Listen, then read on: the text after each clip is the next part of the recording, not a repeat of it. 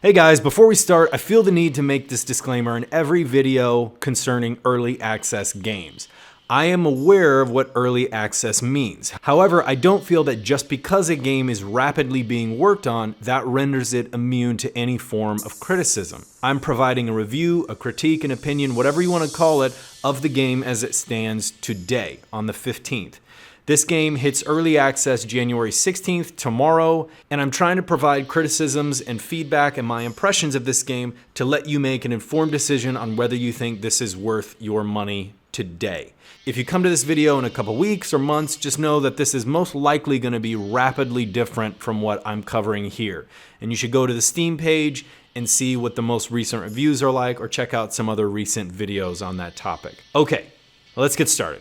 A Long Way Down is a unique and intriguing game by developers Seenapsis Studio, a small team in France. This is their first game that they're working on. I say unique and intriguing as adjectives specifically, as the amalgam of features that make up this game I haven't seen replicated anywhere else. And this game's deck building and combat system was interesting enough to me that I kept trying new builds and decks and kept exploring. Now, that last part is going to sound minor to some, but for me, I typically find one playstyle, one character, one deck that works and just kind of sit in my comfort zone. Unless the game really forces me to change through a hard boss fight or something, I'm kind of content to just ride that strategy from start to finish and just refine it over the course of time. However, this game's systems were like a card game, Magic the Gathering, Hearthstone, or Android Netrunner, just fun to theory craft and try out new builds. So props for making that part so enjoyable. Now, the easiest way I can describe this game is to think of Slay the Spire, Diablo, and Final Fantasy VII. Now, Slay the Spire is pretty obvious. This game is a roguelike deck building game where the layout is randomized each time, the cards you get are randomized, and combat is handled on sort of an action point basis. Diablo, in that the layout of the physical dungeon you move in changes each time. There's equipment with rarities. There's elements, think like set bonuses to the equipment. There's a crafting system for both cards and equipment, and your character levels up and gains different stats. And Final Fantasy VII for the sort of loose class systems that game had and the materia type system. Each piece of equipment comes with a spell attached to it. Think like materia permanently slotted into a helmet, for instance. You can also recruit allies to help you, and they come with their own stats and preferred fighting styles. Now, they don't have defined classes or roles, but like how Aerith comes with the highest magic stat and her limit breaks support that role in your party, your recruitable characters will have their own sort of boons and banes to bring into battle. Deal 10% more damage, heal 10% more, but remove 1 speed, etc., etc. There are essentially 3 sections to this game: the tile-based dungeon crawl, combat, and the hub armory section. The dungeon crawl is based on tiles.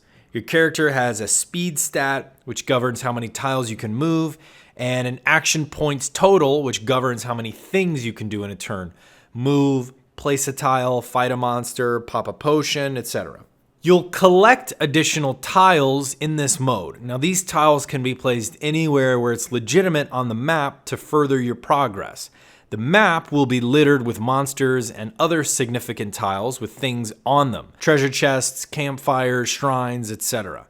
Essentially, your goal is to complete the objective on that specific level and move on to the next one. If you're unable to complete the objective, you can still find your way to the portal located on the level to leave and still retain all the things you've acquired.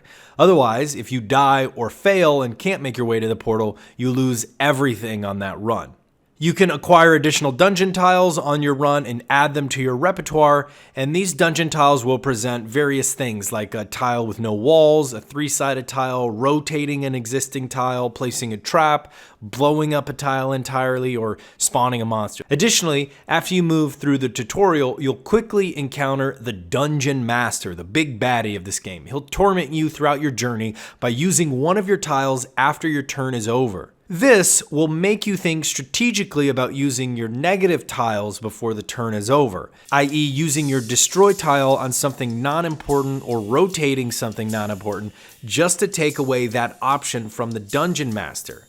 Now, this also represents a timer of sorts, as the Dungeon Master will blow up your path, rotate tiles to reveal monsters, and just generally waste your stockpile of tiles. Again, if you're unable to build a path to the objective, you will lose on that run. On the dungeon layout, if you run into a monster, you'll get the first turn. However, if they run into you, they'll get the first turn. Now, early on, it can be efficient to let them run into you to save action points. Later on, with multiple enemies and with how strong they become, this is a terrible prospect and another thing you'll need to think about. Combat is very familiar if you played Slay the Spire. It's 2D, action point based with cards.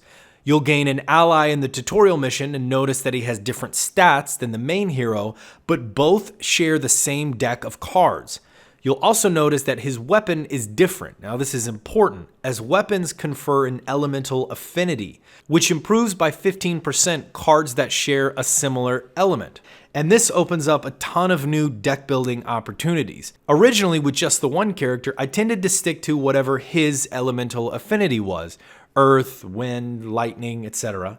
However, when I got a second character and realized I could equip them with my own stuff, I figured out, I could maybe cut my deck in half and have half of the cards work for this character and half of the cards work for the other character, and be able to play off both of their strengths. Each turn, though, you'll draw 4 cards in addition to your always present basic attack. You also have a potion pouch, and again, you can switch between your characters freely during combat. Each card you play or potion will reduce your action points by an appropriate amount, usually 1, but some of the stronger spells cost more. You also don't shuffle your deck. Once you play a spell, it's gone. You can spend life to reshuffle the discard pile, but you need to manage those cards strategically every fight. As my character had around 300 health, and in order to reshuffle the graveyard, it took about 90 health. The last thing to talk about is the hub world. It's a simple 2x2 arrangement with a portal that will let you revisit past levels, a tile which heads deeper, and an inventory where you can view your equipment, your cards, and visit the workshop. By completing objectives on levels, opening chests, defeating monsters, you'll acquire cards and gear. Each piece of gear fits in a different slot, and each has its own stat bonuses. Additionally, each piece of gear comes with an attached spell card. Your weapons again determines your elemental affinity, and you have a belt pouch which can hold potions. In the hub world, you can visit the workshop and the forge, essentially the same thing except one caters to cards, the other to equipment. In both, you can upgrade, recycle, clone, and create new stuff. You spend powder, which is acquired throughout the dungeon, and upgrading allows you to raise the rarity of the card to the next level with 4 levels of rarity. This raises the stat bonuses of equipment as well as the spell. Weapons can go from single target to multi-target on their basic attack. Spells will gain amplified effects. Equipment will give larger stat bonuses, etc., etc. Recycle lets you dump cards for power. Clone lets you spend powder to duplicate a card, useful for fleshing out the deck or for gearing up your allies. And create requires recipes, but essentially you provide the component pieces and get something new. Now, this game is pretty short. It is in early access, but currently there are 6 levels to go through, 3 levels, then a boss, and repeat. Now, trying to move down a level when already on the 6th one gives you a splash screen that the game is in early access. I played through the game multiple times, and whilst I did find 2 to 3 new cards in my later playthroughs, I didn't discover any new equipment or monsters. Now, visually, I think this game is suited quite well. The colorful palette and minimalist animations lend this sort of pop-up storyboard type of feel to the world, which I quite like. Now, my 2 biggest gripes with this game. I enjoyed the systems, I enjoyed the equipment, I enjoyed experimenting, but the levels seemed to drag on. I was getting quite bored near the end of the playthrough just because going through the dungeon took so long. But above that, by far, my biggest complaint is the music. The sound to the game is okay. The battle effects, your character being hit, when you mouse over a card, that good bass sound plays. That I have no issue with. It's the music of this game. There's essentially 2 or 3 songs, battle, level, and then like the title song and the hub world song, and they all play through their entire duration, end, pause 2 to 5 seconds, then start up again. There's no crossfading, No blending, no looping. It simply plays 30, 45-second clip, pauses for 2 to 5 seconds, then repeats. Some of the footage that we've gone through might not have sound on it because I just couldn't stand to listen to this anymore. And this is a big problem for me for 2 reasons. One, I played a lot of JRPGs. Played a lot of Final Fantasy, Shadow Hearts, Xenogears, like a lot of JRPGs back in the day, 70 to 80 to 100 hour games. And one thing that the battle mixes had in common is they carried a central theme from the rest of the game, but they weren't fatiguing above all else. Those songs were not fatiguing to listen to. In this game, each of the songs feature a prominent, screaming electric guitar, which completely exhausts me. Now, furthermore, if you think of Rebel Galaxy or Cowboy Bebop, right? The music accompanies the visuals, accompanies the themes of that story. Rebel Galaxy, just like Cowboy Bebop, you're a sort of space outlaw, a space cowboy, a renegade on the run. And the blues, western rock feel, Cowboy Bebop has that sort of jazzy type feel to it, perfectly accentuates the visuals, the storytelling, what's going on, and lets you like live in that world to a better extent.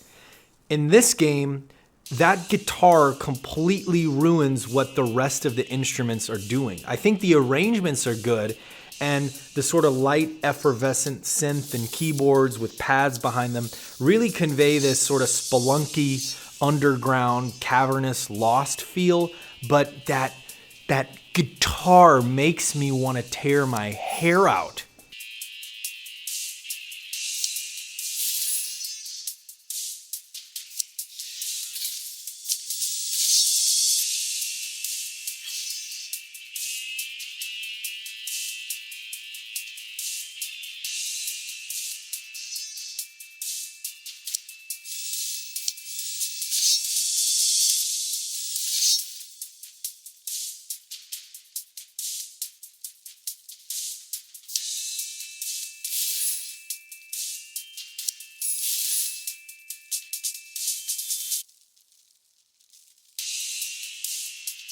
Additionally, there's no quick saving. If you leave during a dungeon, you lose all that progress. There's no way to resume a level. Now, I didn't have any crashes or bugs of that sort, but I did need to close the program at some point, and I lost basically like 30 to 45 minutes of an entire level.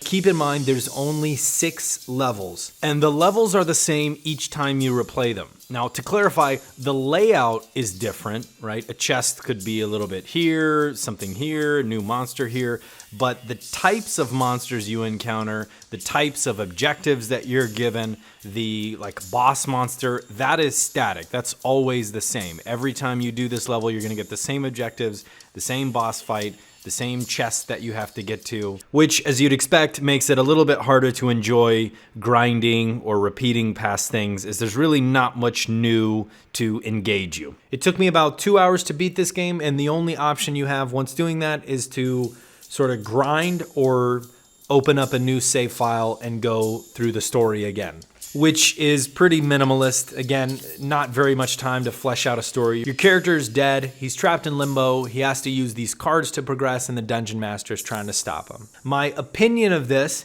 is overall, there's not much here. There's a unique take on the deck building genre with some very good ideas. They just need more time to flesh out and provide more content before I